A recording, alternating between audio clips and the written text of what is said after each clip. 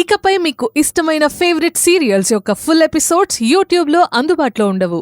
కేవలం సన్నెక్స్లో మాత్రమే ఫ్రీగా చూడొచ్చు. కొత్త పెళ్లికొడుకులా రెడీ అయ్యాడు. దేవి, అయ్యో, ఆయన నన్నే వెతుక్కుంటూ వస్తున్నారు. అమ్మో, అసలు ఆయనకి కోపం ఎక్కువ. పిలవగానే కనపడలేదనుకోండి, చెడ్డ చిరాకు పడతారమ్మా. మీరు ఆ మండపం దగ్గరకు వచ్చేసేయండి. ఏమండి, మనం అందరం బంగారాజుకి ఏమైందని టెన్షన్ పడుతూ ఇక్కడికి వస్తే బంగారాజు ఇక్కడ పెళ్లి కొడుకులా ఉండడం ఏంటి?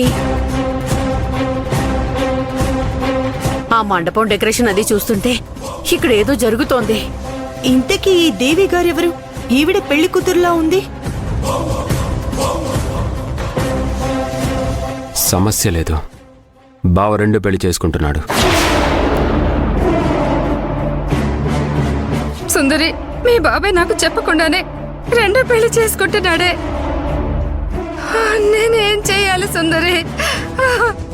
అమ్మా దివ్య, మీ నాన్న రెండో పెళ్లి చేసుకుంటున్నాడమ్మా. ఊరుకో పిన్ని, అడుగుదాం. అసలు ఇక్కడ ఏం జరుగుతుందో అంత కన్ఫ్యూజన్ గా ఉంది. ఈయనకి నేనే తక్కువ చేశాను? నాకెందుకు అన్యాయం చేస్తున్నాడు? నా జీవితం ఎందుకు ఇలా మంట కలుపుతున్నారు?